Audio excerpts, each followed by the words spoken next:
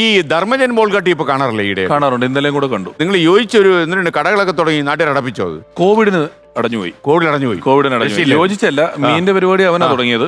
അത് തുടങ്ങി സപ്പോർട്ട് ചെയ്യാൻ പോയോ? ഞാനൊന്ന് എന്റെ ഒരു ഫ്രാഞ്ചൈസി ഞാൻ എടുത്തായിരുന്നു. അത് കഴിഞ്ഞിട്ട് രക്ഷപ്പെട്ടോ അത്? അല്ലെ, ഒന്നരാടം കട തുറക്കാന്നൊരു നിയമം വന്നു. ഒന്നരാടം കട തുറക്കാന്ന് വെച്ച് കഴിഞ്ഞാൽ നമ്മുടെ മീൻകട എന്ന് പറഞ്ഞാല് വലിയ സ്വർണം വിൽക്കുന്ന പോലത്തെ ഏതൊക്കെ മീനായിരുന്നു അവിടെ? പലതരം മീനുകളൊക്കെ ഉണ്ടായിരുന്നു. ഇത് രമേശ് പിഷാരയുടെ ഒരു ശുഷ്കാന്തി അതിലുണ്ടായിരുന്നു. നല്ല മീനുകൾ ലഭ്യമാക്കുക, നല്ല മീനൊക്കെ തന്നെ. സ്റ്റേജിൽ മ്യൂക്കറി പറയുന്ന ആ ലാഘവത്തോടെ അല്ല, ഇത് ചെറിയ വെട്ടാൻ നിൽക്കുന്ന ആള് രണ്ടുപേർക്ക് 1500 മീനിനെ വെട്ടി കൊടുക്കണമല്ലോ.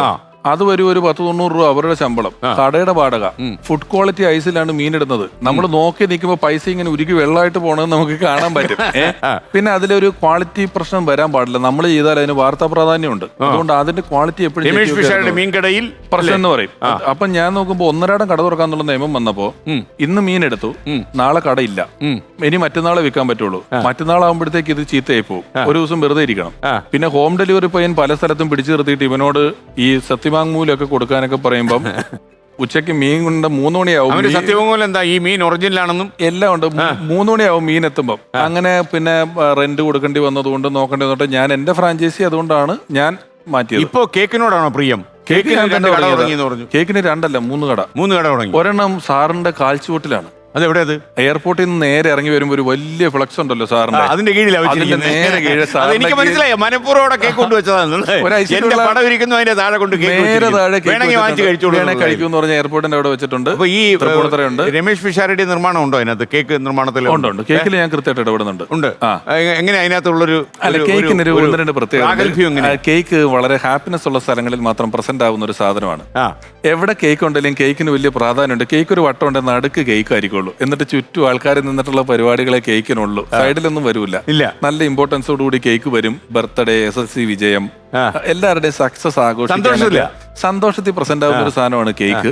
അതുകൊണ്ടാണ് ഞാനും ഒരു ഹാപ്പിനെസ് വിൽക്കാനും ഹാപ്പിനെസ് വളരെ അതുകൊണ്ട് ഞാനത് തുടങ്ങിയതാണ്. ഈ എന്റെ ഒരു സംശയം എന്ന് പറഞ്ഞാല് ഇപ്പൊ ഈ മിമിക്രിയൊക്കെ ഒരുപാട് കാലം കൊണ്ടു നടക്കാൻ പറ്റത്തില്ല, കട അടഞ്ഞു പോവും എന്നുള്ളൊരു ഒരു ആധി കയറിയിട്ട് തുടങ്ങിയതാണോ ഈ കടകളൊക്കെ?